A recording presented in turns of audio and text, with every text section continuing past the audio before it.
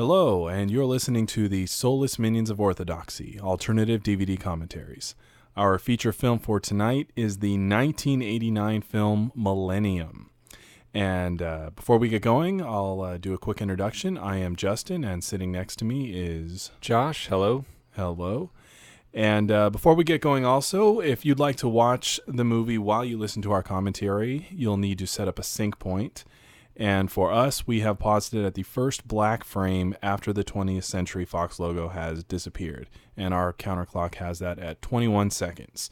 So if you'd like to watch the movie while listening to us, which we hope you do, go ahead and sync up the movie there. If not, just keep playing. So I guess we're ready to go. I'll give you a 3, 2, 1 countdown. You'll hit play, we'll hit play, and we'll watch the movie together. Before we officially begin, I'd just like to mention up front before we start the film proper that this will be similar to other commentaries we've done before. If you're familiar with some of the other ones we've done, I'm speaking specifically of our commentary for North and Explorers, which I had read the books that they were based off of beforehand. So there's going to be a lot of comparison to the novel Millennium, of which this was based. So just a little warning up front, there's going to be a lot of that. So if you don't mind. That makes it interesting. So if that's not the kind of thing you're in the mood for, but there's going to be a lot of that, but there's also going to be a lot of just our own musings on the film itself. This is a movie we've seen many times, and time travel is one of Justin's favorite genres in film, and I like it a lot as well. But anyway, that's all I wanted to say up front. So yeah, if anyone's still listening, if you haven't driven them off by now, I'm sure they'll enjoy our fun and enlightening commentary. Thank you. I hope so. Okay, right. Well, we're ready to get started. Hopefully you're at that black point after the 20th Century logo faded away. So, Justin, go ahead and start with that countdown. Okay, grab your remotes, get your finger on the play button. 3, 2, 1, unpause. So right now you're seeing the Gladden Entertainment Corporation logo, which will always be Weekend at Bernie's to me. That's funny. So we're gonna in my efforts to do some research on the production of the film itself, somewhere I read the comment that this opening scene was a very impressive, and I do say that sarcastically. That is, whoever wrote it meant it sarcastically. A very impressive way to film an airplane crash when you have no money. And because you don't really see anything on the outside. It's actually on the inside. And that's true. I actually, when I popped this in and started watching just a few minutes of it earlier, I actually found that kind of cool, where you're experiencing the crash from the inside. I thought that was kind of neat, personally. I had never really thought of it before. I think the sequence works, and honestly, I've never really thought about it, but you're right. I mean, you don't see anything on the outside until that, we make the transition into the credits. Here, we're going to have the bumping here. Now, the book was written by an author named John Varley. He's predominantly a sci-fi writer. I'm not sure if he's still alive or not, but he originally wrote this story in the late 70s. It was a short story called Air Raid. And actually, he was attempting to turn that into a film, and actually wrote the screenplay. And in the waning years to get this movie made, it took about 10 years. He ended up writing the full-length novel, which he entitled Millennium, which was then published in 1983. But the book, I literally just finished it last night, so it's still really fresh in my mind. The book was very good. I liked it a lot. I recommend it. As I just finished it yesterday, so it's so fresh, the ending of the book, I don't know. It just left me really cold. But the third act I felt was a little... Here's the exterior shot we were talking about. Millennium. I felt the third act was a little weak, actually. I didn't really feel like it gelled. But the opening here, the book doesn't quite open the same way. We don't see the crash. Well, I'm sorry, we don't read about the crash immediately in this fashion, but it's a good way to open the film. And the book is actually told from two different perspectives, from that of Bill Smith and Louise Baltimore. And each when there's a chapter break, and there's when there's a perspective change, it'll say testimony of Louise Baltimore or testimony of Bill Smith. And it's not till the end of the book that you realize that you're told why it's written testimony of, because at first it's a bit confusing as to why it's being phrased in that way. But the book does start off very briefly with the testimony of Louise Baltimore talking in brief about the crash of the DC-10 and the 747, the midair collision. And then we're taken into the testimony of Bill Smith, where his character is really explored much more in the novel. Honestly, I was much more drawn to the character of Louise Baltimore than to Bill Smith. I thought she was more interesting, a little more well drawn out. But Bill Smith, it opens up. He's at home. He's in bed, and there's talk of his alcoholism, which is kind of more of a big deal in the book. And his kind of state in life at this particular moment. He's divorced, living alone. He's kind of living on the go all the time because he's an air crash investigator. And he has a kind of a problem with alarm clocks, situation with alarm clocks. And they touch on that briefly in the movie. I'm not sure if you remember that, Justin. No, I don't. There's a moment in the movie where he has a wake-up call, and Luis cancels the wake-up call. Anyway, but that's because he's reliant on his alarm clock, and he sets it loud, and he makes a reference to always being woken up by his alarm clock to go off to his next air crash investigation. And if that alarm clock doesn't go off, he wakes up screaming because he's so used to the sound. Tidbit of production information: this staging of the plane crash was actually done within a very close proximity to an airport somewhere. And the crash site was so convincing that pilots flying in to land, I would assume land rather than take off, who were not aware of the production going on, were actually phoning in reports that a plane went down. Yeah, I read about that as well. That reminds me of another film, Maximum Overdrive, where they actually built a truck stop, and it fooled a lot of truckers, and they ended up pulling in and wanting service. Of course, they had to tell them, "Oh, this is a movie set." I do have a little bit of information as far as the production goes. Evidently, at various different points, 4 different directors were attached to the movie before Michael Anderson. Yeah, like I said, this movie was kind of in development hell for a while. It was, and I have a small quote here from what's his name? John Varley? Yes. It says, quote, "We had the first meeting on Millennium in 1979. I ended up writing it 6 times. There were 4 different directors, and each time a new director came in, I went over the whole thing with him and rewrote it. Each new director had his own ideas, and sometimes you gain something from that, but each time something's always lost in the process. So by the time we went in front of the cameras, a lot of the vision was lost." And basically, end quote. And basically, that's the mentality of a lot of people that were involved in the process, and John Varley does not shy away from that in little quotes you might find. The air raid short story was apparently quite good and well respected and well liked, but when he had to flesh it out into a feature-length script, apparently lengthening it actually hurt the pacing of his original story, and subsequently the movie, which a lot of people tend to have issue with. I got to cut you off right here. We're being introduced to the character of Arnold Mayer right there. He's picking up the shoe. His character is in the book, but he is not introduced until almost the beginning of the 3rd act. You don't hear anything about him. Here, he's being threaded into the story very early.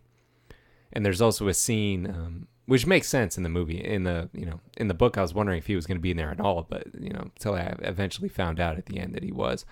But there's a scene where he's at some kind of lecture. Do you remember this in the film? And he's talking vaguely about time travel. Yeah, and he's giving the rules of time travel. Oh, we can observe and we can find out who was behind the grassy knoll. That's not in the book, but the movie did need it. He gives explanations about time travel that are otherwise in the book given to us by Louise, because of course Bill Smith doesn't know anything about it. But the opening of the book, it starts off with this crash for the most part, and it's from the perspective of Bill Smith.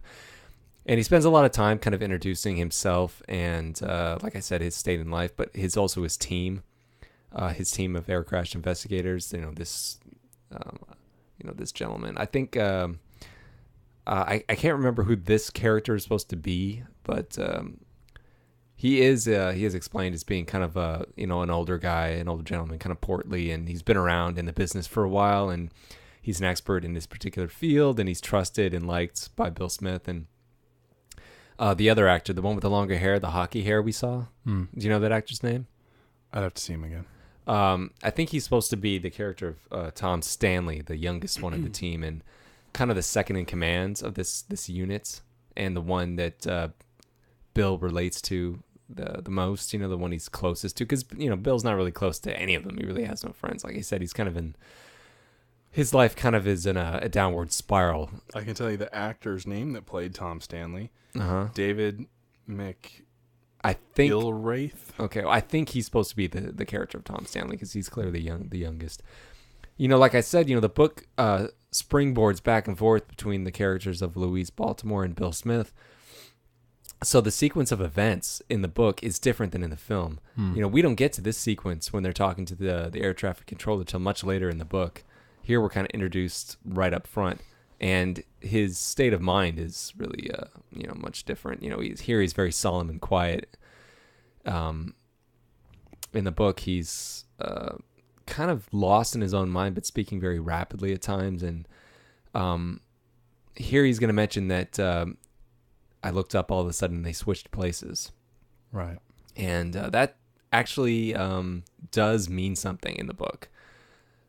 That's because in the book, the snatch, as it is called, when they're pulling the people off the plane, they were doing simultaneously with the 747 and the DC-10. So they had the gate transitioning between the 747 and the DC-10. So that would explain why the two got mixed up. I but see. Also because of the time period that this original book and when it was written, computers weren't as predominant as they are today, but they were becoming important to society.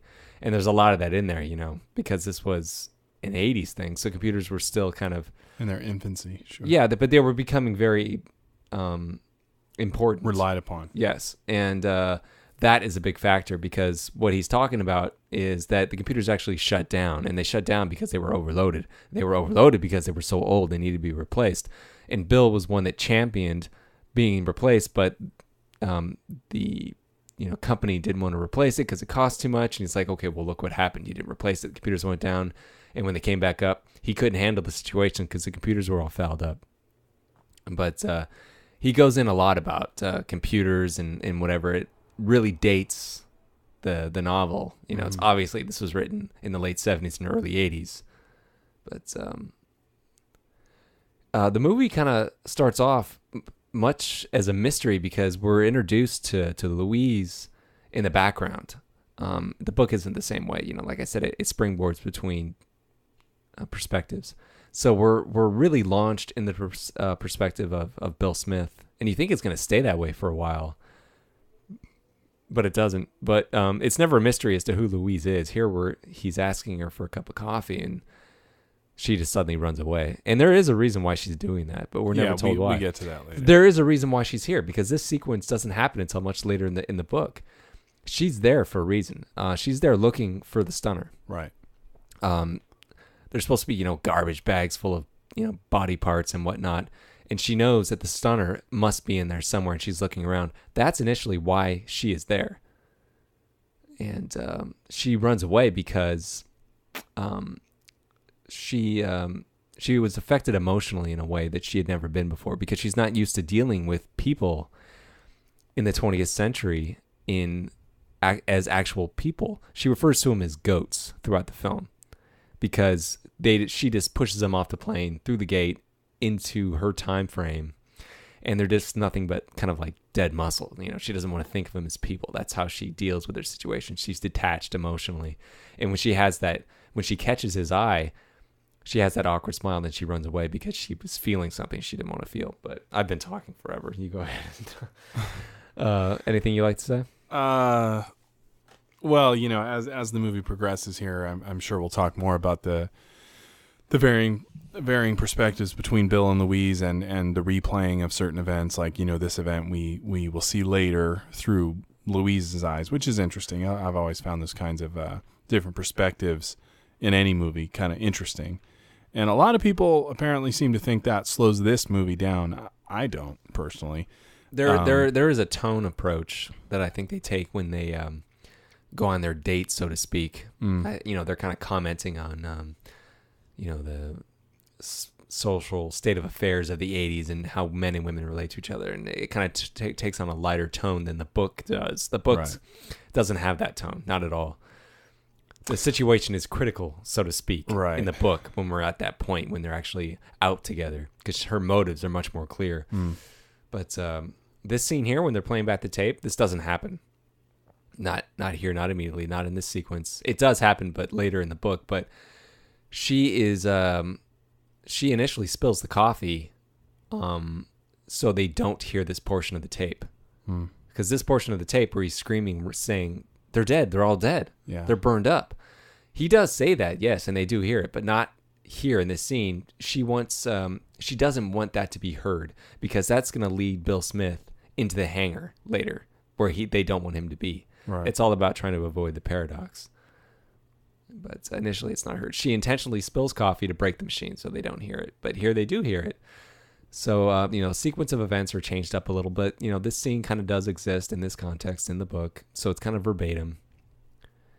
And pretty cool. I like the idea of him. This what they call the deadhead on the plane, on the, I forget if it's the 747. He runs back because since he's the deadhead, he has nothing to do in the cockpit, so he runs back to go check on the passenger, see if there's anything he can do. And they're talking about right here, oh, have you ever heard somebody fall apart like that? Maybe there's a fire in the cabin. He's like, no. Fire wouldn't have reached the cabin by then. It didn't until it hit the ground. He's like, well, maybe he just lost his mind. Here we get one of the kind of references to Bill's state of mind. He's like, well, how many crash dates have you heard? And he's like, oh, God, too many.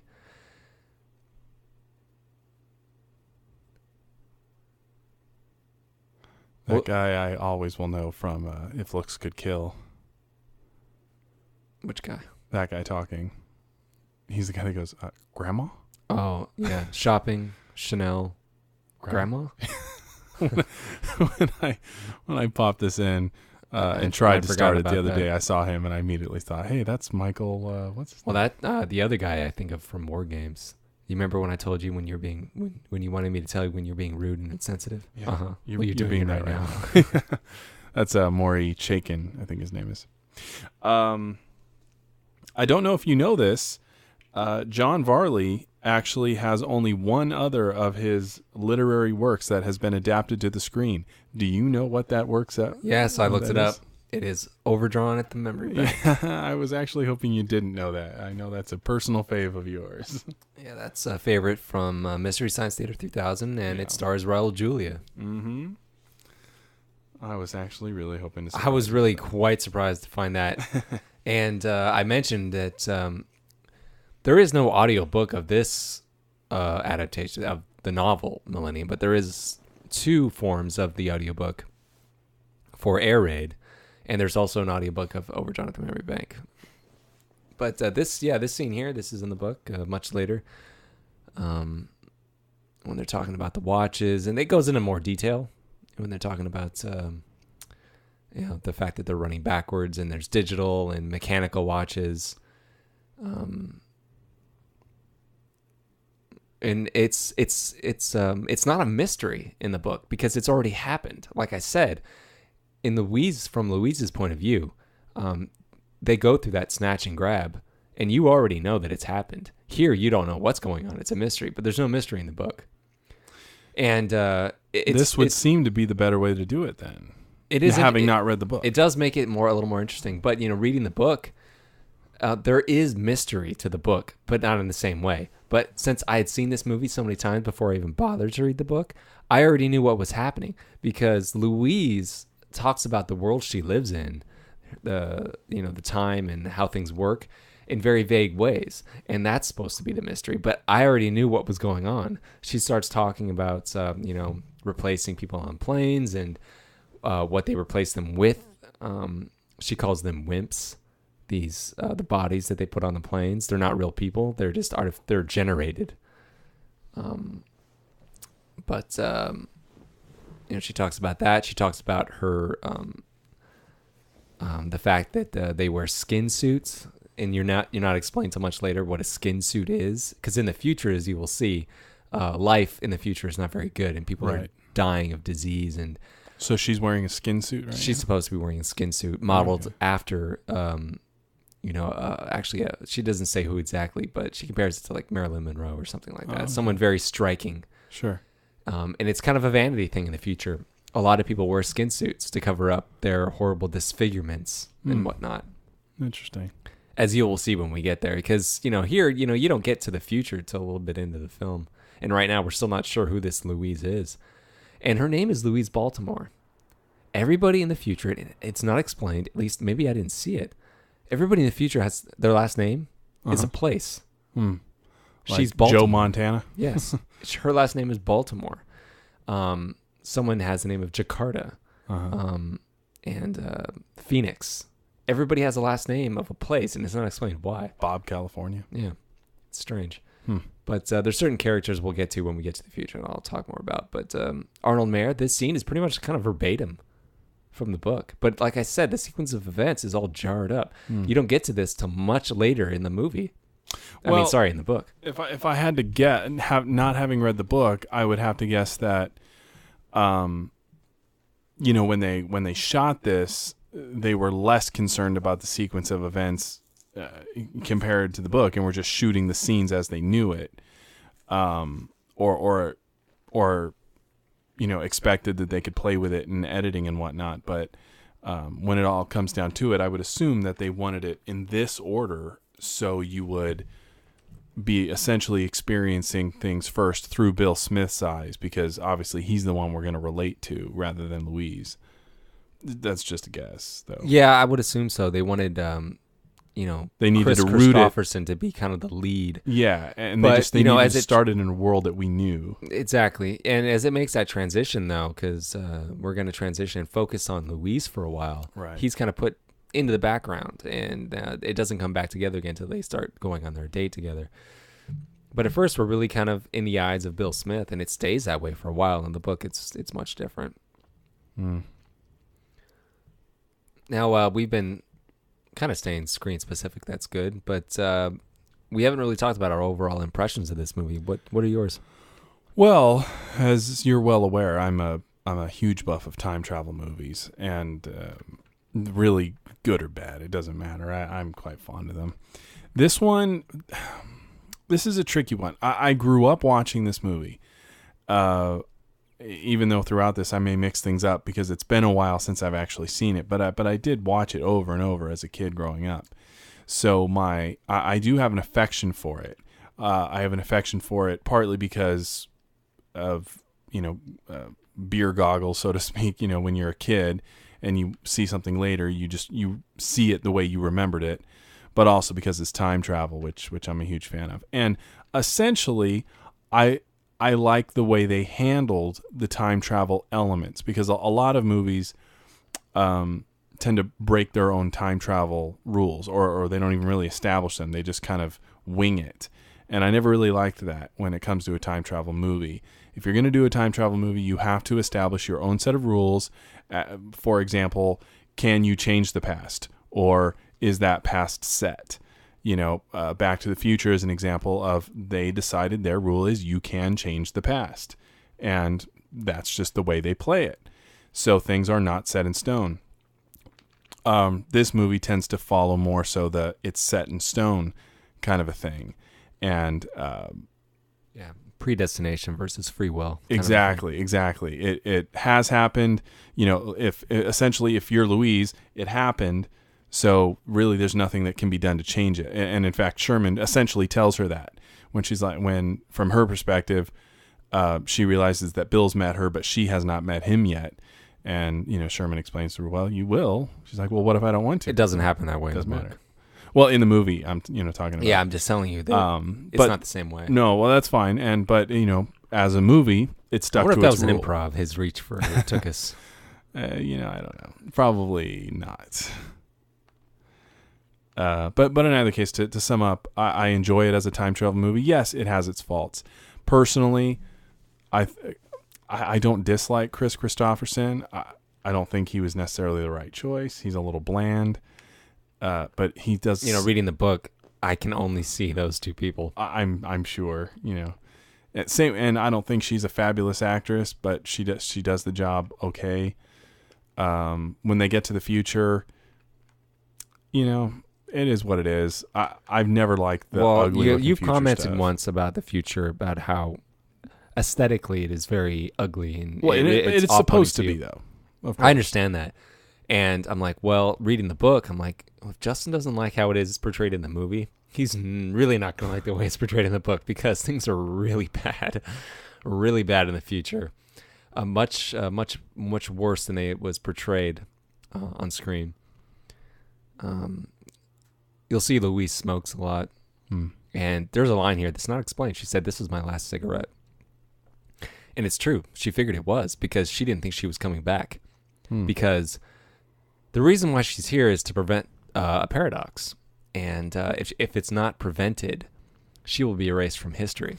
And for anyone not knowing, what is the paradox in this case that she's wanting to prevent? Okay. Time travel, paradoxes. Okay, those are things that are really going to be fouled up in your mind. Honestly, there was points in the book when I had a real hard time trying to understand what was going on when paradoxes were being described to me. And sometimes at points, Louise will say, you know what? I don't really understand it either. And if you don't, it's okay. But that's just the way it is.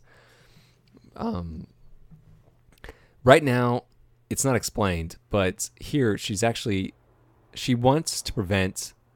They know that Bill is going to find the stunner in the hangar. And right now, she's trying to keep his mind off of that. That's why she's there. She's trying to keep his mind off of that. From going in and finding it and causing the paradox. Because that wasn't in the natural sequence of events. Him finding the stunner wasn't supposed to happen. He wasn't supposed to go into that hangar. And the reason why this whole scene is taking place, why she's gone back in time, why the reasons why she's doing certain things, is a reason that was left out of the movie. It's because in the future, they're living in the last stage, as they call it, and sometimes and there's a place called what they call the post office informally, and at this post office, they'll receive messages called time capsules. And we all know what a time capsule is. You bury them with whatever, a message or certain things from that time period, and then you dig it up later. So in these time capsules, there'll be messages for certain people, and inscribed on it, it's in a case of like a brick. Inscribed on it says, "Don't open until this date," blah blah blah. And what they call the BC, or the big computer in their time, won't allow that to be released until that certain time, and it's given to that individual, and that individual can share that information with whoever they wish. And Louise has 3 time capsules, but she can't open them yet. But she knows she'll be able to open them soon because the dates are approaching. And one of these time capsules gives her information about this trip she's on right now, about what to do with Bill Smith. And it says something akin of, don't sleep with him unless you want to, and share this information with who you will. You can tell him about your daughter, it's okay. Because in the book, she actually had a daughter that died, but that's not gone into in the movie here. But how would you say this movie holds up, Justin? As in, as something made from the 80s, or just as a movie? In regard to, when it was made in 89, and, it clearly shows. And, I think it holds up in that sense. I don't think there's too terribly much that dates it. I mean, yeah, sure. Oh, boy, how strong do you think it is as a time travel film? I think it's unique, although I wouldn't say it's very strong. I agree with you. I think it's unique. I think it's a pretty good time travel movie. I think the concept is really good. It's not the concept I find the most intriguing. Yeah, I think it's just one of those movies and stories, books, screenplays, whatever, that would have really benefited from being longer, because we could have spent more time understanding what was going on in the future and the details of the universe that she's trying to protect and save, rather than spending all of the movie time basically in the present, in Bill's time. I would have liked to have. I mean, I think the character was certainly serviced. The Daniel J. Travanti's character, what's his name? Arnold Mayer. I enjoy that character because he's kind of like us. You kind of imagine, well, I'd get intrigued by this, and we find the elements that he's investigating interesting. So I would have liked to have seen more of him, more of his investigation, because you can imagine the wealth of things that this character has probably come across to see. Now this is pretty cool. I love that we're going to get to see this happen later on. I think that's really cool. This is an element of the movie that I enjoy.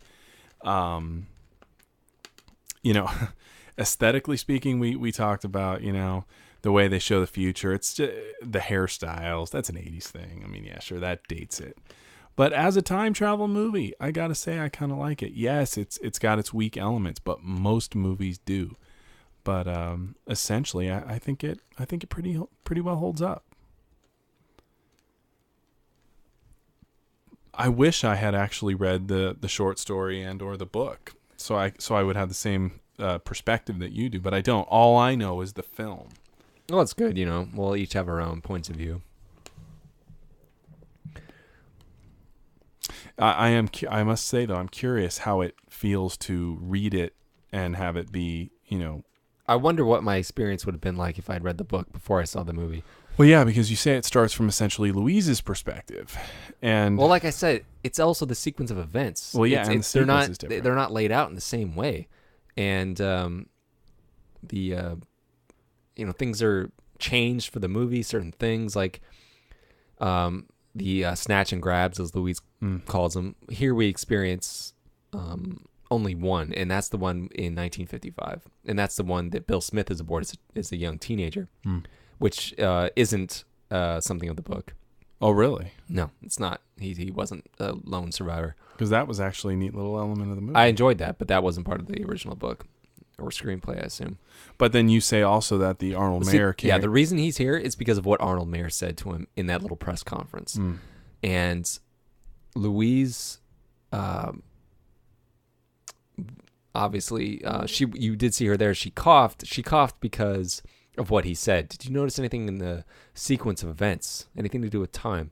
And that's intrigued him. Also with what he's heard, with what he does here on the voice cockpit recorder, about them being all burned up and the fact that they switched places, the computers went down, why, and that's why he's here initially. Kind of, lurking around looking for something, because he noticed that Louise was looking for something when he saw her earlier, when she smiled at him. He noticed that this woman, before she smiled and ran away, was poking around these bags of body parts and whatnot. And he knew that this person was looking for something. And he's already been intrigued by her story. He's here and kind of intrigued by what Louise said.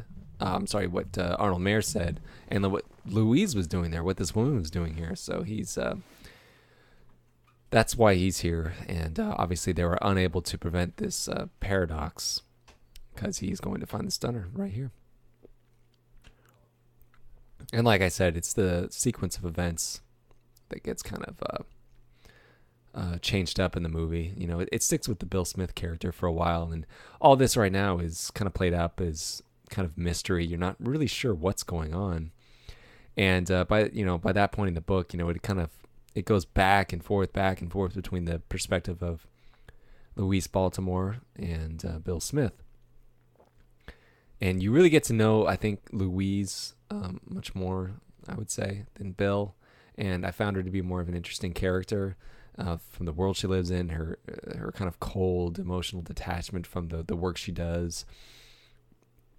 And but you also get to know more about Bill, you know, which isn't really transcribed here in the film. You know, him being an alcoholic and very lonely. He's been that way for a while. He's a war veteran. He was in Korea. He's divorced. Kind of lives out of motel rooms, you know, it's just a sad and lonely guy. You know, this scene here exists in the book, although, you know, a little bit differently. One of these is actually supposed to be a man. And here it's 3 women. And they all pretty much say what they're saying, although Louise, this Louise in the movie doesn't know who he is. At least doesn't know that he knows who she is. I know it's starting to get confusing.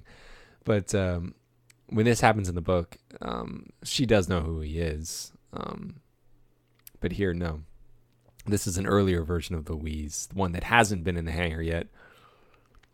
And here we're about to make the transition into her time. But this part I like, this little snippet of dialogue, which is pretty much verbatim from the book, where she's saying, you know, there's going to be a paradox if you don't stop, you know, what you're doing. Forget about it. And she has this really cold line when he looks at her, and she's about to say, right here, you don't think we made those plane crash, do you? Right there. You know, that's a good line. I think she delivered it well.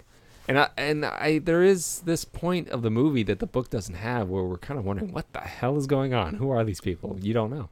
Why didn't she recognize him? I like that he's covered in sweat. Yeah, that's something that was detailed in the book. He was sweating profusely. It just makes me think if he got shot with a phaser, what would that really feel like? And he looks like he got shot with a phaser. That probably hurt like a motherfucker. I'd say. Here we go, into the future.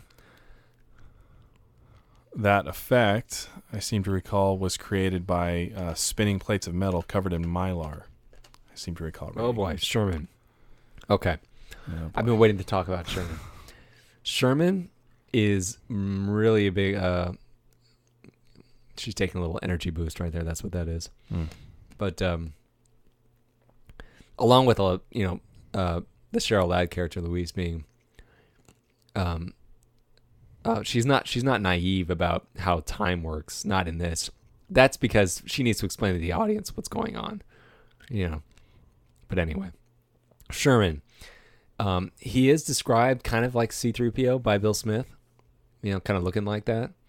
But he has no face in the actual book. Because there's a reason for that. Because he's a sex thing, right? Yes, they are lovers. They fuck. And that's the way she describes it. He knows her better than anybody. That's pretty much her best friend, and they have sex a lot. And she doesn't want him to have a face. She doesn't want to attach anything human to him because she has had human lovers. The character here being one of them, and he's pretty much described that way, kind of being in a chair with no legs, with gizmos attached. I think that's Scott McDonald. Yeah, it is. But all these people we see. That's a time quake. So much is happening all at once. I'm trying to get it all out. They're known as gnomes. They're a bit further along in dying than Louise is. Because you see they have like circuitry on their faces and whatnot. They're a bit more integrated into the big computer, the BC as they called it. And they need, they stay plugged in. They need that to stay alive. Same goes with the character of, I think he's called Lawrence or Larry in the book. But time quakes, they never happen in the book. If a time quake happens, that means a paradox is going to approach, and that means the world will end. So the only time quake that ever happens is at the end. So these little time quakes that are interspersed in the movie are just kind of setting us up for the end, but they don't happen in the book. Not in this way. In the book, do they explain anything about the creation of time travel itself? Yeah, they do go into that a little bit. The gate, they're not exactly sure who made it, since this is so far into the future. But They don't really give a date? not really. But Luis kind of talks about that, kind of like we're not sure where it came from or how long it's been here, who made it exactly, but something like second or third civilization. Like, it's so far into the future. I guess mankind has risen and fallen so many times. Oh, I see. Yeah, so they're not quite sure who built it or why or how it works exactly. But see, this character, the younger girl on the right, is asking questions and referring to temporal censorship. She's like, so we can't go back and look on what we were doing? And then the other character says, oh, we can't go back where we were, where we've been, or blah, blah, blah. We can only something. And it has something to do with what they call temporal censorship in the book. And they also say that in the movie, although it's touched on very lightly. But that's one of the time travel rules set up in this movie. Is that they cannot go to the same place twice? Can't go to the same place twice, and you can't look back on something as they're doing now. You shouldn't be able to. Here they are. Where you've already been. It's called temporal censorship. All you see is static. They can look at it right now because they haven't been here. If you've traveled to somewhere where the gate was, you can't look at it. It's temporal censorship. It's blocked. Interesting. Yeah. See, that's the kind of thing that I would like to have seen gone into in more detail in the film. Yeah, this character of Sherman, he's kind of portrayed as being wise as a robot in the movie, but in the book, you're not quite sure where his character is going. He becomes wiser as it goes along, but first you think he's just a fuck toy. And as I said, Louise, wears a skin suit just like everybody else. It's kind of like a vanity thing. Right. She's supposed to be kind of diseased, and she has a prosthetic leg and hands. She's kind of falling apart. Really? Yeah, the futures are really much worse than is portrayed in the movie. They know the end is near. They know that their time is about to end. They're just not sure quite when. Because one of her time capsule messages actually says, "Don't open till the last day." So she knows she's going to get this message soon enough, and last day means the end of the world for them, and that will be soon. So people are committing suicide all the time. People are dying. There's really not a whole lot of hope. The only hope they have is this gate project, which they call. And the gate project was actually created by the programming council, which we haven't met yet. We'll see them in a little bit when they converse with them. But the gate project was actually created by them. And the character of Sherman is actually much more important to the story than you would think. It actually has a lot to do with God, actually. Which I was actually really surprised by how they wrapped that up. Sherman, unless I read it, and unless it's supposed to be a metaphor, was supposed to be the son of God. And this was this was another attempt of God at creating a creation or whatever. Right. Because Louise spoke of civilizations that have come and gone. That was God attempting certain different ways. I'm not joking. That's how the book ended. It really threw me off. And well, I did read something referring to the to the robot character, and that to Sherman, and that when he gives his like 3 or 4 lines at the end of the movie, that was supposed to suggest, and it obviously was referencing what you're talking about in the book. A certain omniscient quality to him. Yeah. Because, of course, he's speaking after he's dead and, blah, blah, blah. What the heck is she doing? She's feeding her bird. Oh, okay.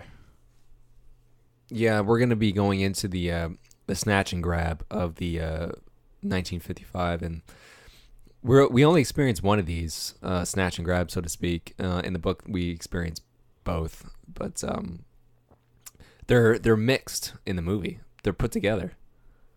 The elements from the 1955 grab and the 1980 grab, wherever, are mixed together. The hijacker, someone dying, losing a stunner, are mixed together into this one. Okay. But it still works. Sequence still works. And you see Louise is getting prepared here. She's learning the lingo and whatnot, and I think she stuck her head into that thing and got programmed. That goes into a bit more detail in the book. She actually has, computer elements in her brain, and she's kind of, programmed. Downloading some information. Yeah, so she knows these things. So, she does know this stuff. So she isn't naive, as she will be portrayed, when she goes back to the 80s, and, she doesn't know what anything is or exactly, she's a little mystified by certain things. She doesn't act that way. Because, it's been programmed into her. And also, she's about to stick her head into the machine here. I see. But this snatch and grab thing, in the movie, it's only shown that they do this off of planes. Not so. In the book, they pull people that are about to, die in battles or disappear forever. They at the end of the book, they actually say they pull Romans out of this battle that they disappeared in. But people off of ships and planes like Flight 19 from the Bermuda Triangle, they have. And also because of the time that this book was written, right? They have the Titanic. Because, as they say, nobody ever found the Titanic. That was true back in 1983. They hadn't found the Titanic yet, but we all know they have found the Titanic. But that was, back then, the Titanic was one of those things that people thought they'd never be able to find. So they had all the people who they thought they died in the Titanic in their, frozen hibernation state. Well, that wouldn't mess anything up. I mean, well, they call it, they have all these ships and planes and whatnot in what they call the derelicts, graveyard or Bermuda Triangle, as they call it. It's a place outside of their, of the Gate project. It's a big field where you can look out at. It kind of looks like an airplane junkyard almost, as you would picture it in your mind.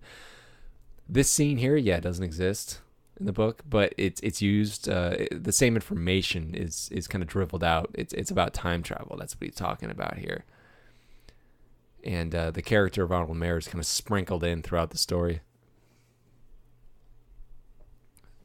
To kind of to be a mysterious element, and to kind of give you the rules of time travel, so to speak. Because, like we said, every movie will have its own set of laws that you have to follow.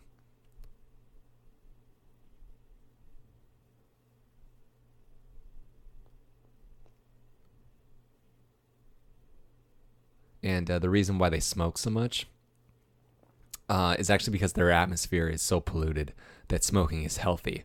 So everyone smokes a lot. I mean, a lot.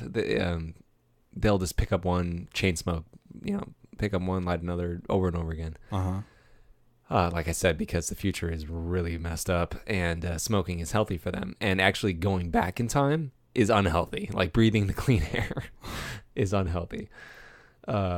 So it's actually referred to at the end, like one of the reasons Louise can't go with Bill into the far future is because she would die, because her body couldn't handle it. Yeah, one of these characters here, this younger one, the one that just passed, is going to die in the upcoming scene in the snatch and grab. Like I said, those two scenes, those two snatch and grabs were kind of mixed in the movie, and that character that dies here in the movie is called, it's actually, I think it's a mix of two characters. One, I think it's called Ralph, which was a man in a woman's skin suit, which was on the 1980 snatch and grab, and Pinky, which was on the 1955 one, which is about to go into now. She dies not in the same way. She dies because she lost her stunner. She loses her stunner, and she dies because she has to stay behind. That's one of the rules of the Gate Project. If you lose a stunner, you stay behind and you die. Well, that's lame. Yeah. What the hell's the point of that? It's just one of those rules. They don't want you to fuck up and cause a paradox. Well, that's great, but That's one of those rules. And, there's a lot more detail about how the gate works and whatever. It's not really all that important, but...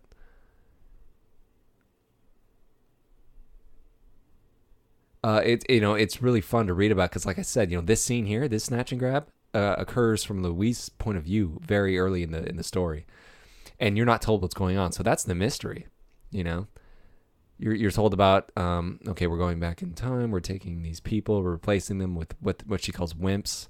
And you're like, what the hell is a wimp? She uses all these vocabulary words of the future that you have no idea what she's talking about. And the way that they keep these wimps, I'm sorry, not these wimps, the people they take off the plane here, they keep them in like cold storage, and the way they do it is actually pretty interesting. Louise is actually accidentally taken into cold storage with them because the gate that she passes through is misidentified because she didn't bring something with her, so she isn't tagged properly. So she goes through the process of what these people go through, which is being sent through this chute into storage, and she'll be sent down, examined, and she'll have a duplicate created of her to put onto the plane. And Right. so she goes through the process of what these people go through. She's duplicated and blah blah blah, and she experiences it, and it's explained to us in that same way because she's it's exposition, and we learn how these these duplicates are created and down to specific detail and blah blah blah, and what exactly happens to these people too, much earlier in the story. But anyway, feel free to cut me off whenever you want. You seem to have a wealth of information, so I don't want to cut you short. You would think they would have developed some sort of quicker method of knocking everyone out rather than one by one anesthetizing them. Just like a quick stun field or something. Just, it's all done. Yeah, here we're going to have the hijacker. Yeah, so this character is actually supposed to be Ralph, not Pinky. But the character of Ralph, which, like I said, he was being a stewardess, but he was a man. He was a man wearing a woman's skin suit. And he isn't shot in the same way. He's just shot from behind. And that's Bill. There's Bill Smith as a young man. And she pretty much does just kind of kill him that way. She blasts him. She's so pissed off. Yeah, but I like this element here. You don't know who this guy is right now. It's not told to us till much later. And I wasn't sure if they were going to incorporate this into the book because, like I said, the Arnold Mayer character doesn't come into the book till like the third act. So I thought he wasn't even going to be in it at all. So I thought, maybe they're saving that for later too. Like this plot point of him being the lone survivor. But no, not in the book.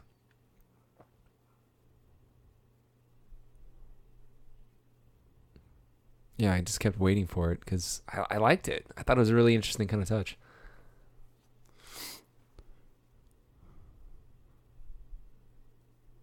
Now, like I said, it's been a while since I've actually sat down and watched this, but why is it that Bill does not remember that as an adult?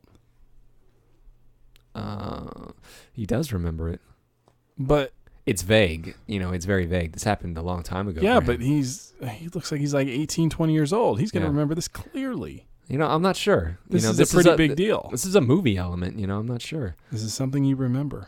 But here, they show the plane coming back. They don't do that. You don't bring something back and through the gate because the gate requires so much power. Only people. So the fact that they bring the plane back in here is something different. In the book, they just usually they'll talk the passengers because the passengers are so freaked out, and they'll talk the passengers into dragging the people that they were able to get unconscious with the stunner and throwing them through the gate. And like I said, Louise is portrayed as very kind of emotionally cold. She's like, oh, well, that's what those 20ths are good for. She calls them 20ths, from the 20th century. Mm. They're just dead muscle. They don't even know how to think, and blah, blah, blah. She doesn't have a lot of regard for them. But at the same time, she has this, this gate project is the only thing that keeps her going. So there's kind of a duality there, She has no respect for these people who she talks about as like, all they do is complain about their lives. Look how good they have it, and they don't even know what bad is like, they don't know what suffering is like. And she has little respect for them and little respect for Bill Smith until she meets him. Mm. And like I've said many times, her character is much more interesting than Bill's in the book. And honestly, I felt reading it, I was really surprised they even thought to want to make a movie out of it. Honestly, I thought it was just unfilmable. Not that it was bad, but it was good. Like I said, the book was good. It was really good, very intriguing. I read it really quick. But I honestly thought, I was like, how the hell were they even thinking they make this into a movie? Huh. Like, because of all the production elements, you knew that it have to go into this future, and just the whole concept of time travel would be so boggling, and it was. I was like, how would you even do that in a movie? And, they kind of pull it off and they kind of don't.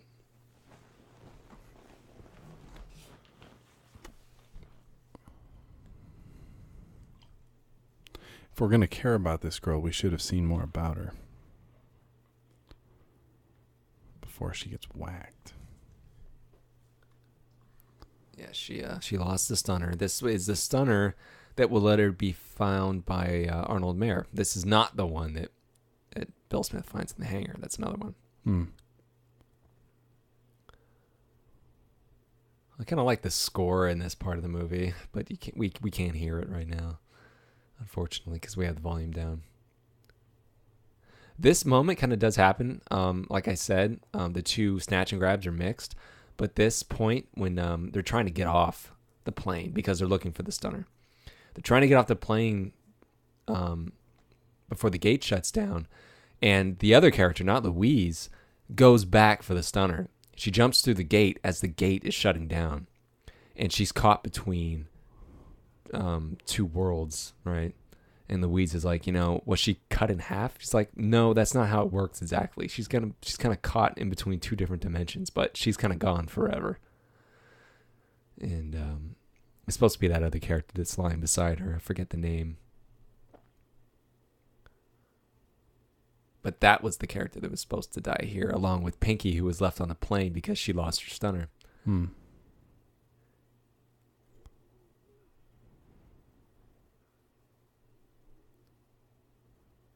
I think we're introduced to the programming council here. Yes, we're going to see the council is actually supposed to have 9 members. I think here it's 6. And they look this way for a particular reason. It's because they're the oldest, and the oldest are regarded as the wisest in this last age, as it's described.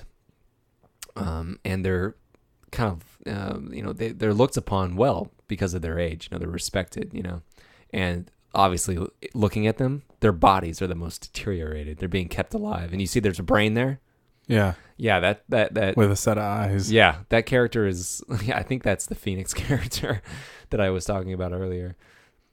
Described as like never moving, and he's only a brain. But a lot of these characters are explained in a little more detail, and the council is chosen by the BC. That's the big computer.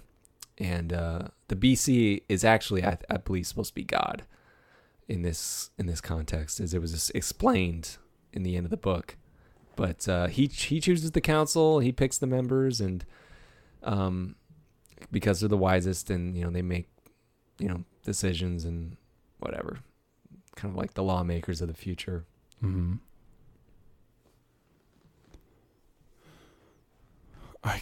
All I see is her hairstyle.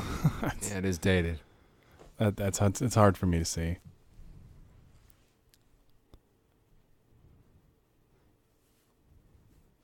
Again, not having read the book, I don't know how to compare the Sherman character to how he was portrayed in the book, which, as you described, is really quite different.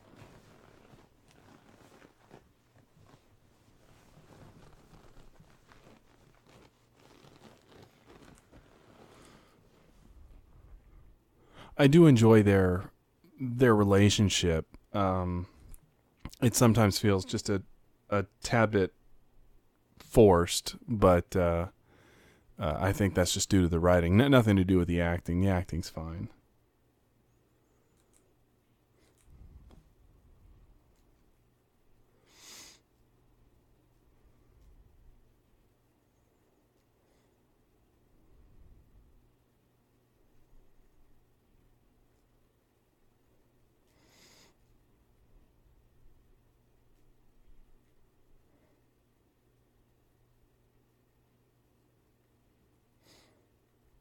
Unfortunately, we're watching this without subtitles, so I'm not knowing exactly what's being said.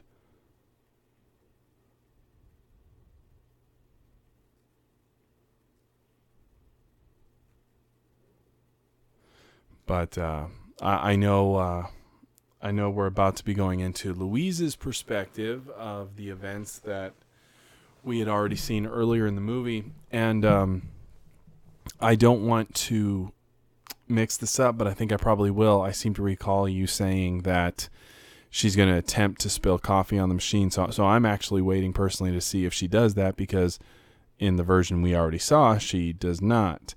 So I'd actually like to see how that plays out.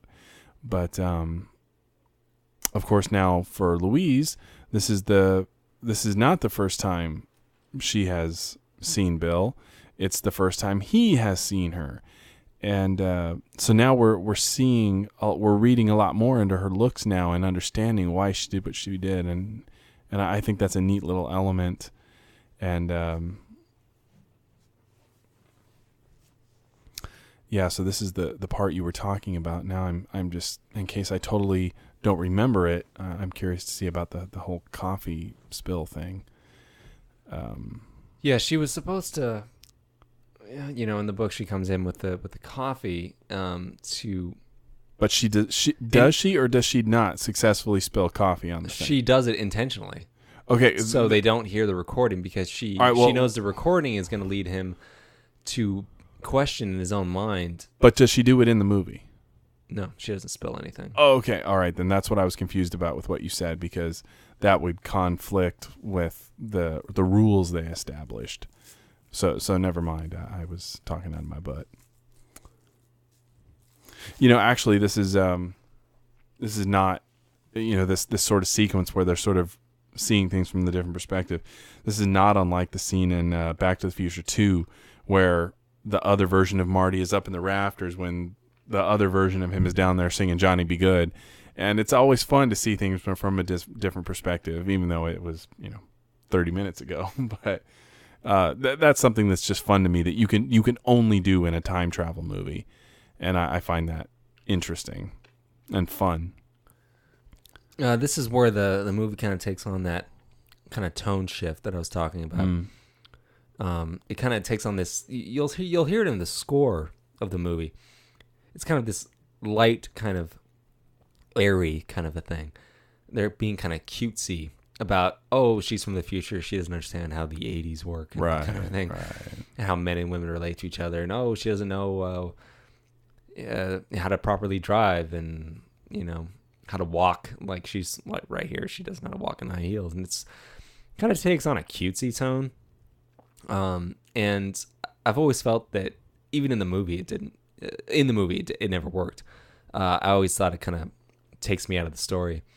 And of course, in the book, it's much different. As I said earlier, the situation had become critical at this point, because right now, all they were trying to do was prevent the paradox, prevent their world from ending, or at least making it much less worse than that, at least diminishing its effect. But and the paradox, it's kind of taking on this kind of cutesy look. Yeah. Okay. Wait. Hold on though. I want to be clear about this. The big paradox that they're looking to prevent is the paradox of Bill finding the stunner and getting stunned, correct? Yeah. And that screws up the future how? Well, they go into that. Louise does. She explains, because it's kind of like, it's the butterfly effect. Mm-hmm. One small thing. Right. will change something, and then that'll change something. It's a sequence of events. So him finding that stunner wasn't supposed to happen. And, that will change one thing in the future and then another, and his life will go in a completely different direction than it was supposed to. And, it could lead into someone's death, which is something that is talked about in here. And someone dying that wasn't supposed to die would significantly change history. Right. And, she uses other examples to explain this fact. Just the fact that making it a minor change. Who does she explain this to? To you. To the audience? Yeah, because like I said, there are perspective changes, and these perspective changes... Oh, it's the testimony. It's the testimony. Right. So she's explaining that. And are you holding out to tell me why it's a testimony? They're written as testimonies. They're because of... like I said, Sherman is a much stronger key player in the book. He tells Bill and Louise to write out their stories. And that's why they're called testimonies. And he does so because Bill and actually Arnold Mayer go back to the future. Arnold Mayer. Right. Goes back with them. He doesn't die. Oh, in the movie he dies. Yeah. Yeah. That's what causes the paradox in this movie. He doesn't die. He goes back. And the reason is he has a motive that we're not told about in the, so much later in the book. But it doesn't even exist in the movie. He has a daughter that died on a plane crash. That's one of the reasons he's kind of lurking around plane crashes all the time. But the paradox in the movie, the big one, is that Mayer dies. Yeah. And you see, you're getting confused. I can see it on your face. Yeah, I think the problem is that the movie is not fantastically fresh in my head, even though I saw it many times as a kid. And so when you're saying things, I think I'm sometimes confusing the movie with the book that you're describing. Is what I think is happening. I mean, I recall that in this, Arnold Mayer does die. He zaps himself, and that's a big deal though in this. Mm-hmm. That he does. And I guess maybe that's another paradox that screwed shit up, but okay. Arnold Mayer addresses that in that little lecture he was given. He says, the difference. He talks about it, you can take small things that won't be missed, like a cup of water from the Pacific Ocean. Right. But, he says, but there's a big difference between someone who's alive and someone who's dead. I remember he's talking about that. He's giving one of the rules, Like I said, that scene doesn't exist in the book. Louise tells us that information in different ways. But you can take something as long as it's not going to be missed. Right. As long as you replace it with something viable. Just like they do with people. They're the people that take out the planes. Huh.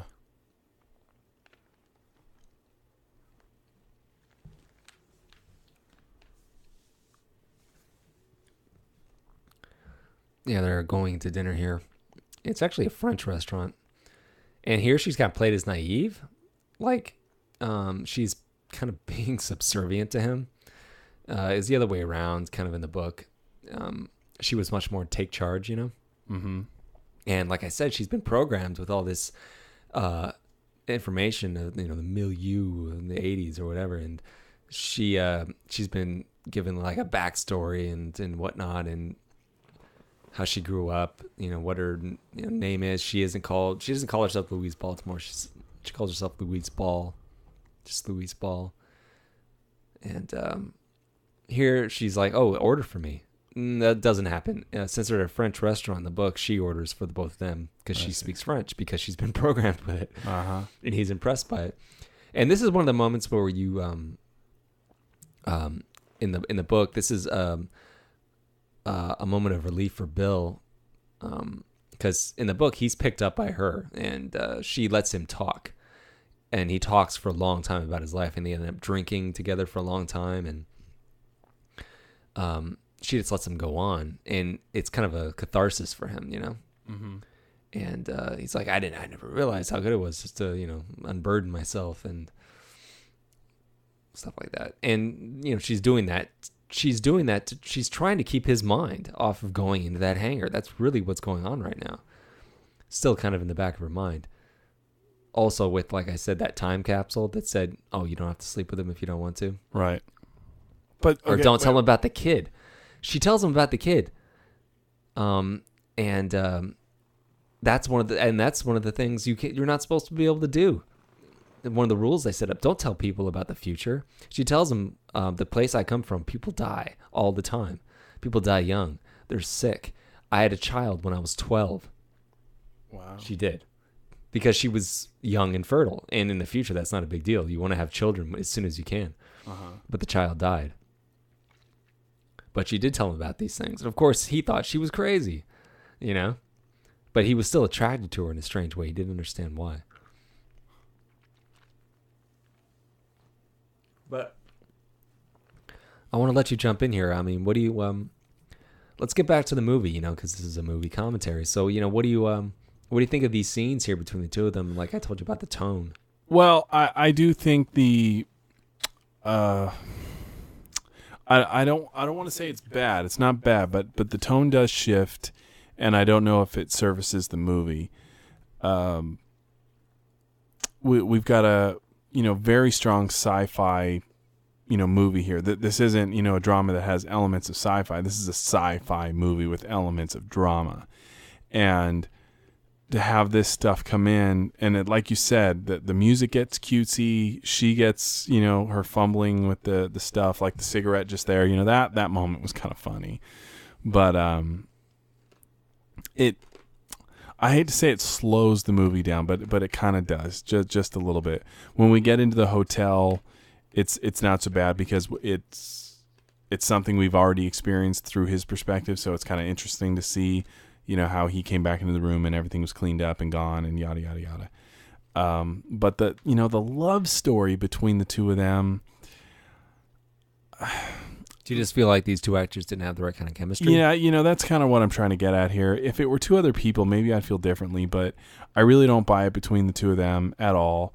I feel like she's kind of sleepwalking through this whole thing, and I think he's trying as best he can. He's just... he's no Laurence Olivier or anything. I like him. There's a looking at him, I can see why they picked him the way he's described, in the book. Uh-huh. I can see why he was cast. He does kind of look that. He looks kind of burned out, and he's the right age. And that's fine. Yeah, it's just he's kind of a blandness to him. A very he's neither high nor low or something. He's just kind of right in the middle. He doesn't give you much. He doesn't emote much, and well, I wouldn't say that's any fault of Chris Christopherson. I think he's just doing the best with what the screenplay. I think he's doing a serviceable job. Maybe if the script was written differently, I'd have a different idea. Like I said, I like him. It's just he's not jumping off the screen to where a scene like this doesn't slow the things down, and also the way he's acting towards her. It's not like overly chauvinistic or anything. It's just like I said, I'm not feeling it. His character in the movie just isn't all that interesting, and that's nothing to do with him. It's just he wasn't given a lot of backstory. There's nothing to really tell you who this guy is. Right, really. Right. That's true. And the book does that. The movie doesn't, and that's just one of those things that's lost in translation. Yeah, but at this point in the movie, we're learning a lot more about we should Louise. know. We should know more about him, but we just don't. Well, we know everything about him that we need to know, but the fact is, it's kind of like you're saying, it's just he just ain't that interesting. I mean, compared to Louise, she's got a lot going on, so we're I don't want to say we're more invested in her, but we're more interested in her at this point. And I don't know what his motivations are. Is he does he seem to really like her? Does he just want a piece of tail? I don't know, and I don't care. Because I'm more interested in what's going on with the time travel stuff and this business of her trying to distract him and all that. It's just kind of very thin plot or motive to take up 10 minutes of screen time or something. Yeah, it was much more interesting to read about this stuff, Maybe it would be. Because, because like I said, the book does go into his character and you really get a sense of who he is, more or less. Like I said, Louise is still more interesting, but it goes into detail about his job and his past and how long he's been doing it and, what his relationship was like with his ex-wife and what a night like this means to him, because he's had like one night stands, and because like I said, he lives like out of hotel rooms. He's been doing this for years, and he's like I said, he's on a downward spiral. He knows things aren't going to get any better; they're only going to get worse for him. You just can't get unstuck, so to speak. Right. So, this night has more significance to him than it's kind of portrayed here. Like you said, it's kind of bland, He kind of laughs at her. Well, I do, even without you explaining the details of the character from the book's perspective, I always did get the feeling, and maybe this is kind of one of the things I didn't like about this, section of the movie, I guess. I don't know what the word is. He's not fawning over her, but he's very I don't know what you call it. It's his whole demeanor changes, and I don't like it. It's very I see, he gets kind of like gropey or something. It's I don't know the word for what he's doing, and it's not like it's offensive or anything. It's just kind of like, stop, get out of her face, man. You used the phrase. It was I can't remember. It was when they were eating dinner. Something like that. It was chauvinistic or something like that. He becomes kind of this kind of like yucky male, so to speak, from a female point of view. But having learned what you said about the book and his life and all of that, that actually makes the way he's acting here make more sense. Because look at that. It's like he's going in on that, and he's like, it's like he's saying, just love me, baby, love me so much, whatever. And you're like, ugh, get off, man. Just chill out. He's like all over her. And not just physically. It's like he's just like totally getting in there. Yeah, it's like he's a closet rapist or something. It's weird. It's like after 10 minutes, he threw everything in. No, I mean, I'm serious. I really get that vibe too. He just kind of does take on a different vibe. Yeah, it's not so much that it's creepy. It's just too much. And, it's like he's acting all like almost lovey-dovey with her. And you're just like, dude, seriously, how long have you known her? Chill. Just go with it already. But, that's one element of this that I never particularly enjoyed. And also because of their chemistry, I don't feel like they really have any. I wonder if that shirt was taped to her boob so it didn't move. Looks like it. I bet it was. We got to apply that tape.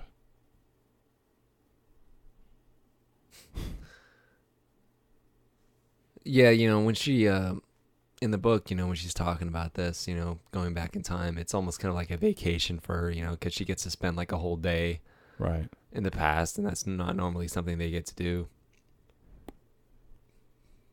But like I said, like she's smelling stuff, and she's fascinated by these things, and that's for our benefit. Did they ever? Because okay, if I'm Louise Baltimore, and I've come from that shitty future, do they ever go into any motivation to where she just says, you know what? Fuck it. I'm just never going to call them back. I'm just going to go, and I'm going to live out the rest of my life in this time. And did that ever get brought up? No. Oh, that's a shame. Because you think someone would think that. One of these time travel people that would they're sick of that world. Well, they can't stay back. Why? Because it'll kill them? It'll cause a paradox. But any paradox, the way it's described, they call it a twonky, by the way, in the book. It wouldn't affect her, though. It would affect the future. This is what I'm telling you, okay? I'm not trying to explain paradoxes in a general sense. I'm just telling you how it was described in the book. If there will be a paradox, it will cause a time quake, right? And like I said, it's the butterfly effect. So even if there's a paradox of any kind, if one occurs, it will destroy humanity, right? Uh-huh. If there's even one. Here they have time quakes because there's a paradox, and it was just time quake force 2.5. At the end, it becomes time quake force infinity. But if one occurs even once, then that's the end of civilization. So they know if they go back, that's the end of things for them. Oh, I see. And I mentioned, in earlier when we were experiencing this from Bill's point of view, when she says, "Oh, this is my last cigarette," that line is in there because she felt that as she was unable to prevent the paradox, she was unable to talk him out of going into the hangar, that when she stepped through the gate, she would cease to exist because of the ripple effects that occurs. Right. So she really did believe, I'm never going to smoke again because I'm not going to exist anymore. Like I said, it did get kind of confusing and muddled, and I'm trying to do a lot of recall on parts of the book, right? And since there's differences between the movie and the book, it can be confusing for me.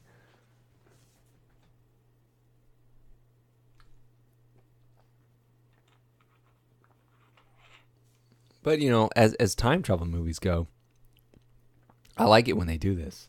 When they show the same thing happening, from different perspectives. I like that a lot. You mentioned Back to the Future too. Does that. Although I don't know how successful Back to the Future 2 was at doing that. They do it, and it's interesting to see it from a different point of view. I thought it was very successful. Well, I meant in context of the whole movie. Well, with Back to the Future, that one, the way they did that stuff with Marty watching himself playing Johnny Be Good and all that one was nothing he did, or they didn't allow him, I should say, to do anything that altered the events that we'd already seen. Yeah,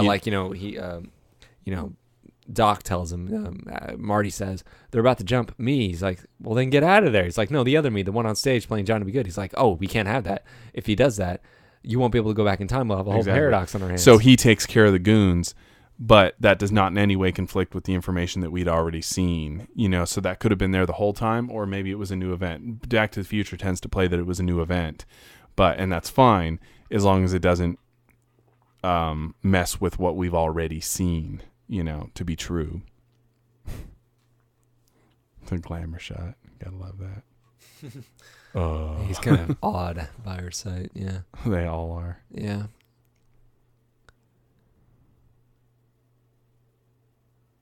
Well, she does look good in the shirt. She does. Yeah.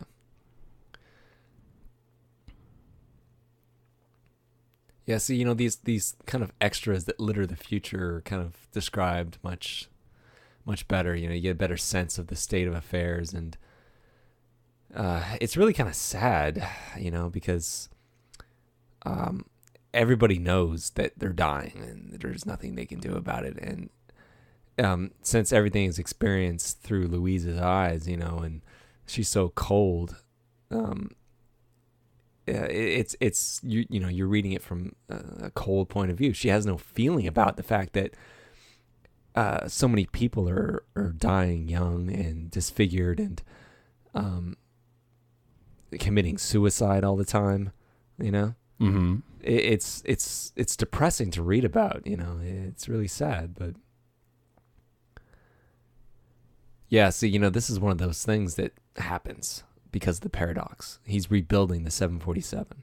Which he did not do. No, so this is part of the paradox that is crawling up the timeline that's going to destroy them. Okay. Because they've disrupted his life. Right. Because he's found this stunner. So now he's like wondering what it was, who this woman was that disappeared. So he gets this notion is to rebuild a plane.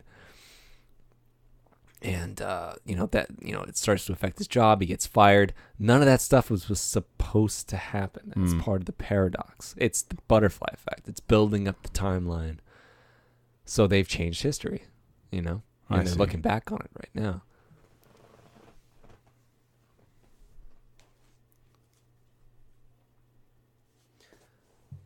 How would you say this movie compares to other time travel films from the era and say lesser ones, not like Back to the Future, but say like the Philadelphia Experiment?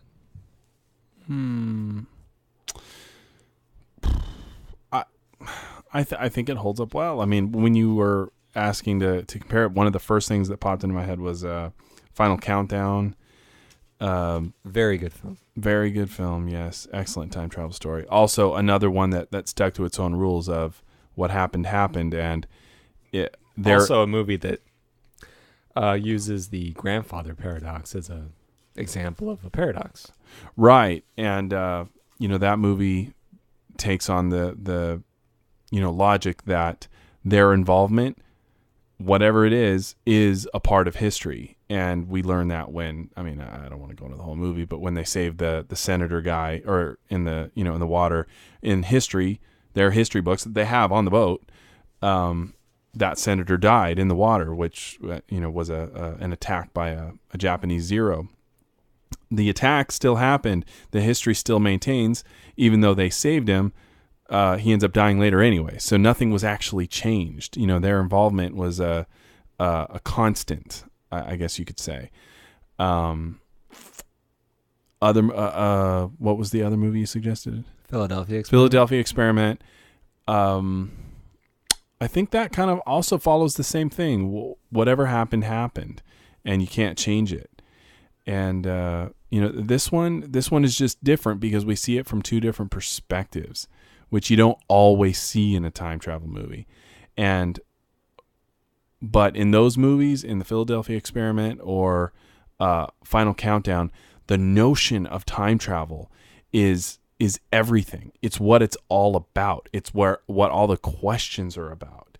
And this movie isn't about what is happening. What is this time travel thing that we're doing? You know, how is this changing things? That's not what this is about. It's just different in that sense. It's no better, it's no worse. It's just different. It's just usually a time travel movie is about the actual time travel. And if that makes any sense, this really isn't about that. This is about them saving their people in the future and all that. Most other time travel movies would have made this whole stuff you've been talking about the ripple effects and all of that. That would have been kind of more of a focal point. Did you see that little tear that came down? Yeah. I don't think I ever noticed that before. Yeah, I remember that. But in this, it's not. That stuff is kind of brushed aside to the point to where you're actually explaining it to me because of what you read in the book. And some of it's just because it's hazy because I haven't seen this in so long. But it's just like the mechanics of time travel and all of that seem to be, I don't want to say brushed aside, but not focused on in a way that most time travel movies tend to dwell upon them. And like I said, it's not better or worse. It's just different. Here we go, Arnold Mayer. This is when he's introduced in the book, the first time we see him. That would make no sense to me. I mean, I'm glad they peppered him into the movie because otherwise you're like, who the hell is this? Why do we care? Well, actually, no, I'm sorry. That's not the first time. You do meet him at the press conference. I'm sorry. But you did say, though, that it comes much later in the chronology of the book. Events is much different. So, but the logic is still the same. Yeah, we hear about this press conference they're going to have for the longest time. And it's not till like the third act that we find out that we actually go through it. And that's when we meet Arnold Mayer. And then, you know, he ends up going to his house right here. And his house is much different. You know, he's described as a crackpot, and he's a pack rat. There's stuff everywhere, gizmos, and he's kind of out in the boondocks, kind of like that character in War Games. I was just gonna say that. That's whenever I think of a scientist out in the boondocks, I think of we have way too much of the same literary references. Dr. Stephen Hawking? No, that's Stephen. Life but it's Stephen. It's pretty close to that. I can't remember. I know his son's name. Falcon. Falcon. There you go. Dr. Stephen Falcon.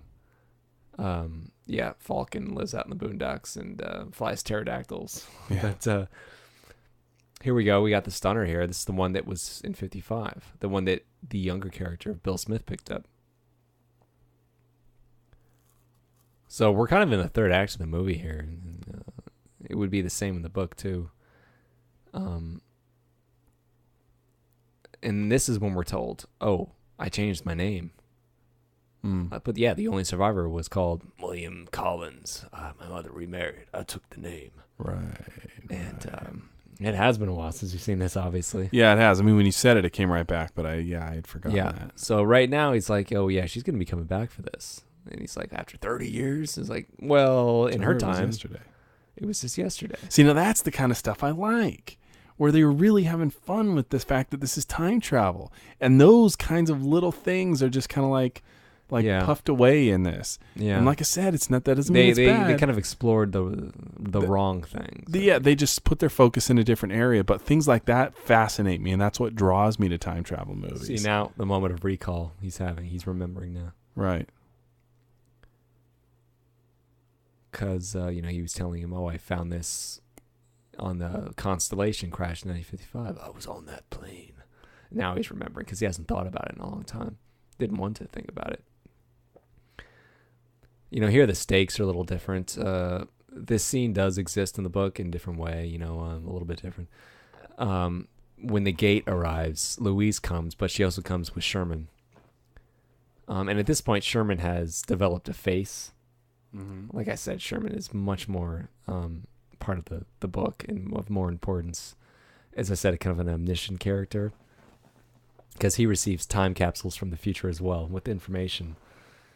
So he kind of becomes like the Obi-Wan Kenobi, the beholder of knowledge. But who sends these time capsules? That's one of the mysteries. I don't know if I want to go into that right now because I'm going to go off on a diatribe if I do. So let's just stick to what's going on screen. All right. I'd recommend to read the book. It is a very good read, very fun read, and just as a book and just comparing it to the movie as you're doing it, it's good. I'd recommend picking it up. You can buy it on Amazon. Now, or if you're pressed for time, just find that short story or download the short story. The notes that I have say that this scene is supposed to have this man's house is supposed to be filled with clocks and things relating to time. But yeah, like I said, he's a pack rat. But I don't see anything like that. No, well, this place isn't anything like it. It looks more like Doc's den in Back to the Future. That's what I'm reading, that it was supposed to look like that, or that it did, but maybe I'm reading. See, I never read anything like that. I just immediately got that impression looking at it that they were modeling it after that. Well, yeah, that's exactly what this basically was saying, but that's not how I see it. So maybe they're referring to something. I don't know. It's weird. Yeah. So right now he has the initiator. They're going to put the two together, and this is what's going to cause him to die and cause the paradox that is going to destroy them. But yeah, like I said, Arnold Mayer goes back to the future with them, and he's actually holding out a part of the stunner that he found in 1955. He's holding out information from him because he doesn't have the whole stunner. He has a part of it. Like, he doesn't have the power source. So that when he put the two together, that's why it explodes. He gave it a power source because he initially didn't have one. And he's holding out the information. They want to know where it is. We have to recover it. It's going to cause the paradox. Right. He holds out that information until he gets to the future because he wants to get to the future because he knows his daughter's alive now because she died in a plane crash. They've taken her off the plane. They know that. So he wants to go to the future. He holds out that information until they eventually agree and say, you know what? This paradox has already fucked us up anyway. We might as well just take him back. So they do. Same with Bill. Well, speaking of the ending, which is coming up shortly here, one of the notes I have on that is the two endings. Yeah, I'll just read it verbatim what I have here. On the VHS of the movie is simply an ending showing the sun rising over the clouds. The DVD version, released around 1999, swaps the VHS ending in favor of the one showing the two main characters from underneath floating in water. Yeah, you've seen it. Yeah, I'm sure I have. From there, it switches to a view from one side showing them embracing in the nude with nothing especially visible. The DVD version... Yeah, it's really cheesy. Yeah. The DVD version has 4 special features, including an alternate ending. So, what are we going to see on this? Is it the sunset or the underwater? This should just have the original theatrical ending, which is the clouds, I presume. This is a new DVD for me. I've never owned it before, so I'm not sure. Oh, well then according to this, we should be seeing the underwater business thing. Oh, really? Yeah. Okay. Which I have an image in my head of, so I have. Oh, I can see it in my head. I've seen it. They've played different versions on TV before, and for the longest time, I was used to just the clouds and the voice of Sherman. Yeah, and I remember that too. That's weird. And then one day I would see this other ending. I'm like, what the hell is this? It's like when they would show Clue on TV and not show you all 3 endings. I'm like, where are the other 2 endings? Yeah, that would be frustrating. And it's not until you read the trivia on IMDb that you figure out why. And you have to own the DVD to see all 3. Well, that's how the film was released. I remember that. Theatrically. When they played it on TV, they just showed all 3 and then added title cards. Yeah. But okay, he died. And now the paradox is unpreventable. Someone dying would cause a ripple effect so large, nothing they can do to prevent it. So they know that their time, it's going to come up in a time quake. It's going to build through the years, and it's going to just trash them. Yeah, and it's going to catch up with them eventually. That's why I'm saying, like, at this point, why in heaven's name would she go back? Then she knows it's going to be destroyed. She should just stay with Bill, because Bill's going to live out the rest of his life just fine. Yeah. That she was dooming him to some crazy ass Well, future. in this movie, he goes with her because he's like, I have nothing here. Right. Because she says, I can't take anything that will be missed. No one's going to miss me. Right. And so he wants to go with her because, in this, it's detailed a little more from his point of view that he's in love with her. He loves her. He was, in love at first sight, so to speak, In the book, it's more of he's interested by her. He's fascinated by her. It's not really like, I'm in love with you, I have to go with you. It's right. more of he's intrigued, and he likes the way he feels because of her, not so much because of love. I find that more interesting than what we got in the movie. Mm-hmm. But that's probably hard to sell in a movie with a, average especially like, director with this time frame. Time length of the actual movie. Sure. I mean, it's not that long, really. I mean, we're like 90 minutes, a little bit more. And we're coming to the end here.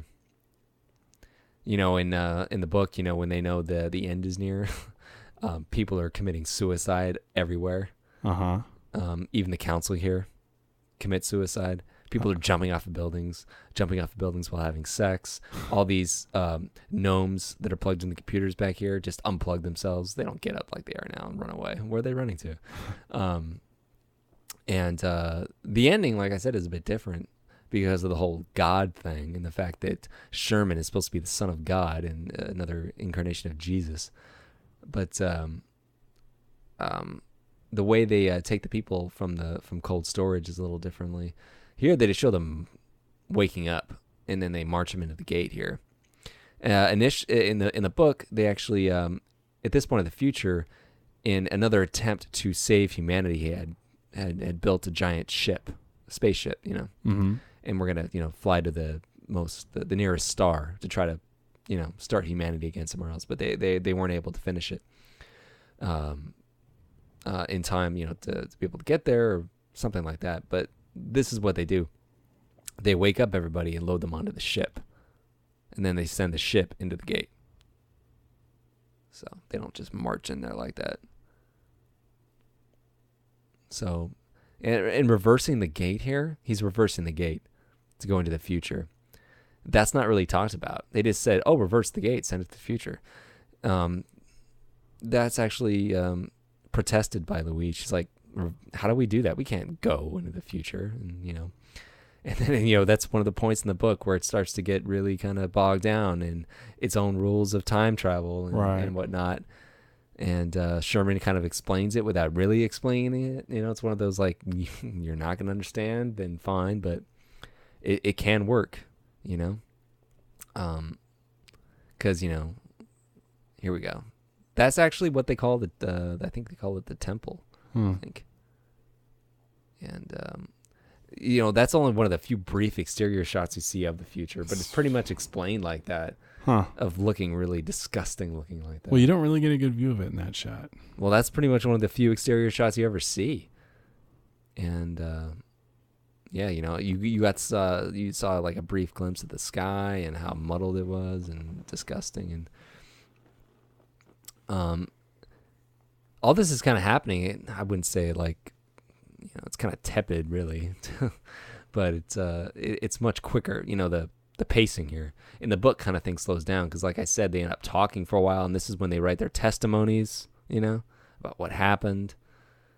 And the book actually ends with a prologue from Sherman, not a prologue, epilogue of Sherman. Oh.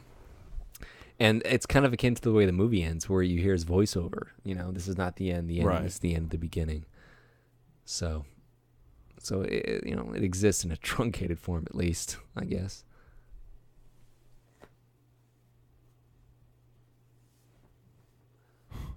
Well, we're coming to the end here, and I've been like a chatterbox throughout most of this. Well, you had the information. The information. Well, I've gotten a lot of input from you too. I wish I would have gotten more, but as we're getting into the end here, I want you to tell me, how you feel this movie has gone as you've been experiencing it again. Because, like I said, you haven't seen it in a while. I think it's held up. Like I said, we're having to watch this without volume and everything, but basically it holds up. I mean, it's a short movie. But by the time the credits roll, we're probably looking at an hour and 40 minutes, and so it doesn't overstay its welcome. In fact, it leaves me wanting more information on various things. That's that's a phrase right there that I like to put in quotes. Wanting more. This movie, it could have been better. It could have been better, and it does leave you wanting more because they had a really interesting concept, and they didn't have the budget or the time. It feels like an epic wanting to get out. They didn't have a budget. Obviously, they shot it in Canada. I mean, that's why Scott Thompson's in it. He's Canadian.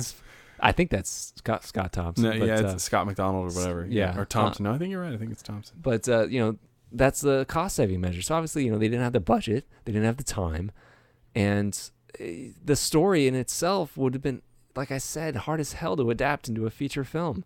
And it's like I'm not trying to say it's as epic as Dune, but if you read Dune, you wonder how they would have adapted that into the movie. And then people who have read the book said they didn't. They screwed it up. So, having read the book now, I'm like, I guess they came off okay considering, but still, this movie just needed more money, more a longer running time, at least of 2 to 2.5 hours.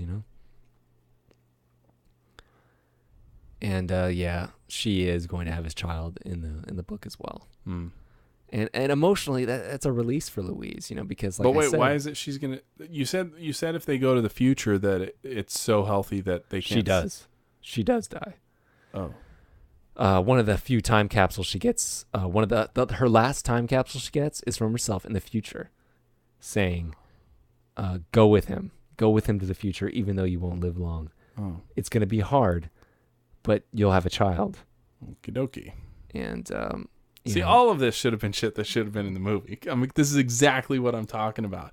It does not enjoy the benefits of the fact that it's a friggin' time travel movie. All right, well, let's see our little... I think this is the other ending. We should be seeing clouds. Well, let's see. I think we're going to see them in when we get out of the Stargate here, we'll find out. Yeah, I don't recall them going through this sequence. It should just be the clouds. Yeah. There's the water. See, this is the other ending. I guess it's just the TV version that has that other ending. So now, them being in water kind of didn't make any sense. Yeah, this is really cheesy. Yeah, that's bad. Yeah, this is at a point, it's supposed to be so far into the future that, the Earth is healed and humanity will be able to recover. I think we're still hearing Sherman's voice. I don't know. Where he's saying the end of the beginning and whatnot. Oh, well, that went by rather quickly, at least for me, because I talked my head off. The next time I read a book for a movie, don't let me go on as long as I do, because I just don't know when to stop. It just seemed like you did, because unfortunately I could not find a lot of information regarding the Pinky. I guess she did have the name of Pinky. So a lot of the characters' names stayed the same. It's weird. Yeah. There was just not a lot of information I could find on the physical production of the movie. Just not a lot. I wish I had more to offer, but it just came from a time when, and it was not a financial success. Yeah, I have the gross. It bombed. Yeah, $5 million. I'll say just shy of $6 million. That ain't good. I don't know what it cost. I couldn't figure that out, but it only made just shy of $6 million, and that's a bomb. That's a bomb, especially for a sci-fi. Even by $1989. Yeah, by $1989, and you know how much that had to cost $6 million to make this thing. This movie looks like it had a budget of around maybe 10 to 20 million. Yeah, so it was a flop. And, But I think it's gotten a bit of a following over the years. I think people like it. I wouldn't say so. I think time travel people like it. I think if it has any kind of following, it's underground. It's been released on DVD, thank God. It was released on VHS, on Laserdisc. Yeah, DVD. And it gets played on TV. It's not one of those movies that people are going to say, "Oh, I saw this in the theater." Not a lot of people, anyway. It's just it wasn't cinematic enough, I guess. But I think anybody talking about it would talk about it fondly. Like, oh yeah, I think they'd be like, oh yeah, I remember that. Didn't it have that guy in it? The guy with the beard, country guy. Yeah. Didn't it have Charlie's Angel in it? Yeah. Something about airplanes and dead people. Yeah, like, man, I haven't seen that in years. Something like that. But as we are, kind of movie junkies, as with probably anybody listening to this, we have a lot of clear memories, except for you, apparently, of this movie. It's just been a long time since I sat down and watched it, but I remember seeing a lot of it on rotation, like on HBO or whatever. Well, I guess we can wrap this up before the credits go out, but I'd just like to say that I enjoyed this experience, just like with North and Explorers. Although that's a grip. And it was fun to compare the book to the movie. It's always fun to do that. I like it. Maybe we'll do it again with another movie sometime soon. I don't know. We'll just see how any responses we get goes, if people enjoy that or not. You can, leave us a message on our website or on solaceMinions.yuki.com. That's our message forum board. I'm really the only person who posts on that website, but not that I post here and there when I've, something interesting that maybe somebody would want to read about. But please visit there. Please, I'll add a link to the show notes and to our previous episodes in case people don't know it exists. But if you want to leave us a comment, please do so there. But that's pretty much all I had to say. It was a fun experience, fun looking back at it. What about you, Justin? I had a good time. It was fun. I actually want to sit down and watch it now. All right. Well, this is Josh, and we are the soulless minions of orthodoxy, and I'm signing off. Good night.